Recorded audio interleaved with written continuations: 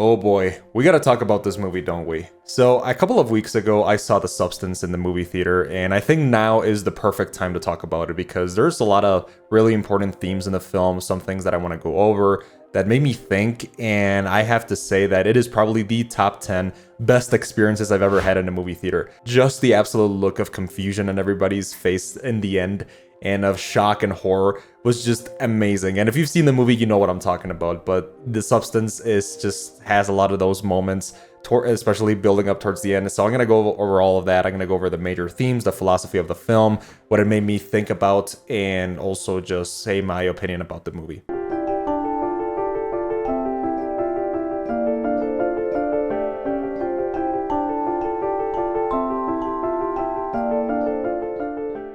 So obviously this video is going to have intense spoilers, but I highly recommend seeing the movie because there's just quite a bit in there that is worth watching and worth discussing about. Even if you're squeamish about these kind of movies, but if you're a fan of horror, you'll appreciate all the original aspects the movie has. So without further ado, let's get into the substance of the film because I'm really excited to talk about it. So the movie is directed by Coralie Fargeat, and I probably mispronounced that name horribly, so I'm very sorry.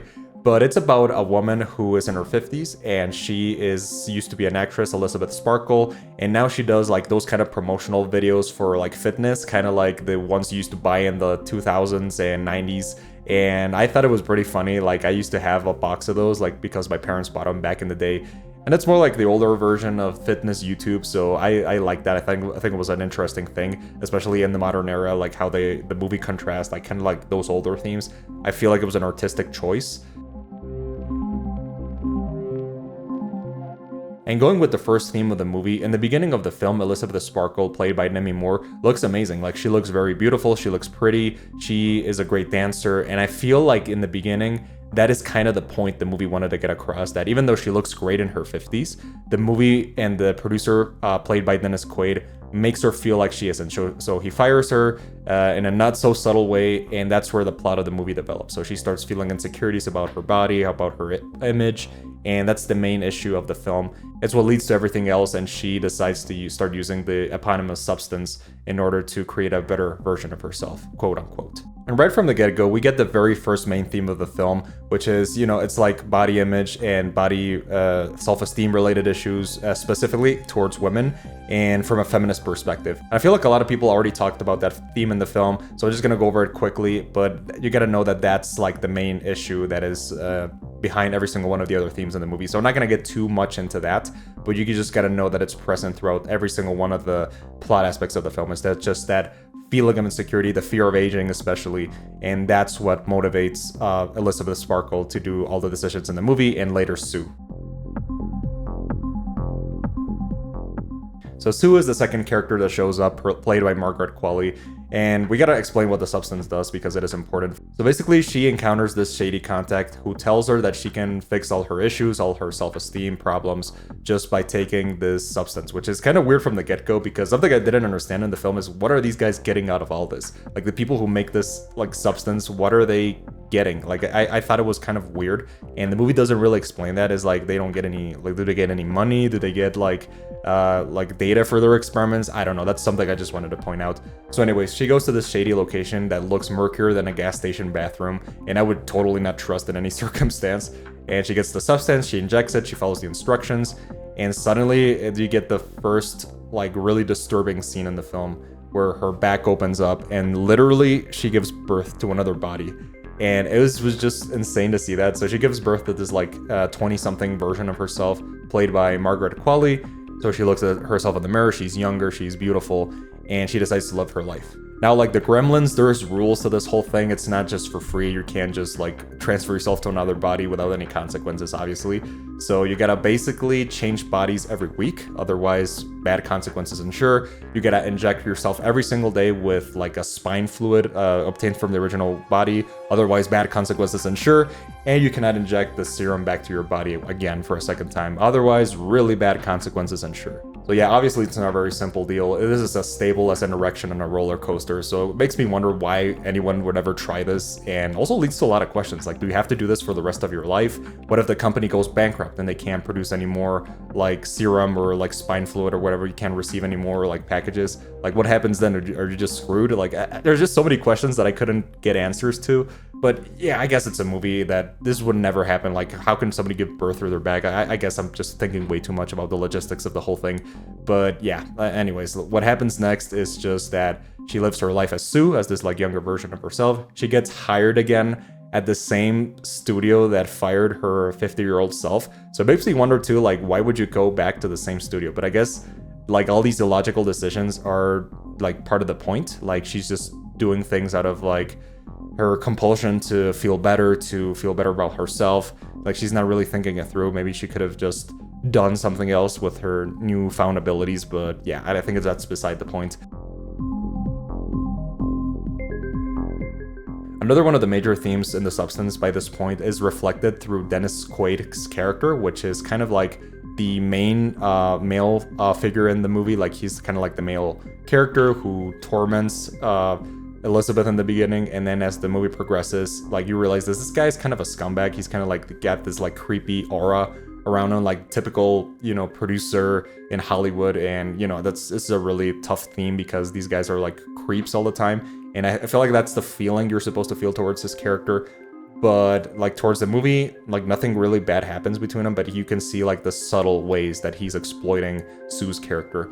And this makes me realize that it's basically a reflection of the exploitation of people in Hollywood. Like, we've seen it all the time. We've seen it with celebrities. We've seen it with singers. Like, everything is about body image. Everything is about, you know, how you present yourself to the world. It's just such an insane life that people live. And that's a very subtle critique about that. So that's something I really appreciated. And now the final theme of the movie comes towards the second half. And this is a theme that I've not heard many people talk about when discussing The Substance, but it is about self-destruction. I feel like that's another underlying idea that is behind the plot, is behind the characters' motivations, is just absolute like unconscious self-destruction. And I feel like that's what leads to the rift between Sue and between Elizabeth. So let me explain why I think this.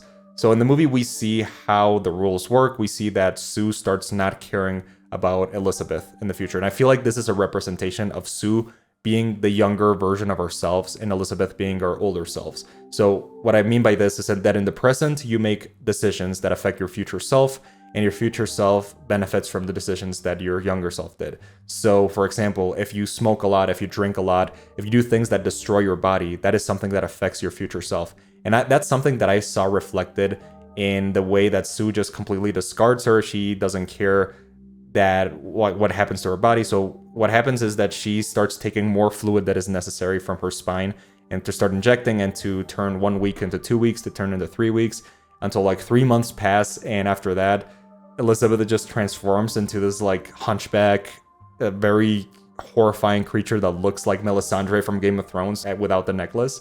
And I was like, okay, I can see the themes in this, because what happens is that when you live a hedonistic lifestyle, when you do bad choices that affect negatively your mind and your body, your future self starts deteriorating much faster. For example, if you smoke a pack of cigarettes every day, then obviously in the future, you're not going to be as fit, you're going to be coughing a lot, you're going to be feeling like you're going to have all the negative effects from the cigarettes that you smoked throughout all your youth. The same if you drink, the same if you party all day. If you make bad choices, then that starts deteriorating your body, your mind, and that like for the sake of present pleasure. And there are subtle hints at this. For example, when the sketchy guy on the phone calls Elizabeth, he basically tells her that it's irreversible, that you can't do anything, and she basically has to accept that she's not gonna, like, some parts of her body start aging faster because of Sue's decisions. And another thing that subtly hints at this is like the whole theme that Sue and Elizabeth are the same person. So throughout the movie, that's explained a couple of times, that they're basically one consciousness, if I get this right.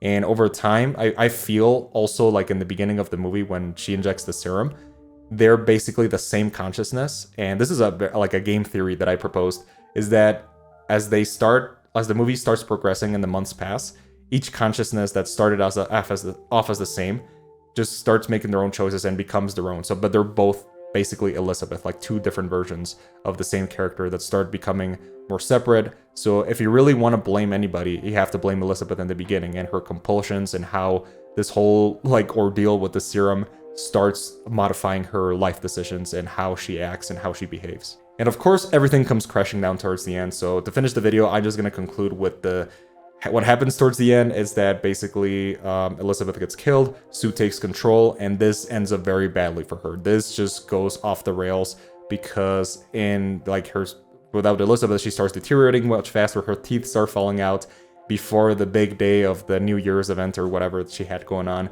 which is basically her entire point of all this. Her ticket to fame, her ticket to fortune, to beauty. And that's when she decides to go back home, inject the serum, and yeah, shit goes off the wall. She becomes this like hybrid monster of Elizabeth and Sue, and yeah, chaos ensues. A lot of things start happening, like she starts exploding in blood and like drenching the whole audience in blood. It becomes very excessive. I feel like it was fun to see it at the theater. I was laughing at everybody else's expressions. I think a couple people walked out. Can we get out of here? But I feel like all of this has a point. Obviously, like there's like a very vulgar aspect of this. Like I feel like the director, Coralie Fargeat, she wanted to like kind of explain how women feel, like this like rage at how they're being seen like through this lens. For example, like the whole beauty thing, the whole standards, like beauty standards, you gotta look a certain way, you gotta feel a certain way, your body has to look a certain way.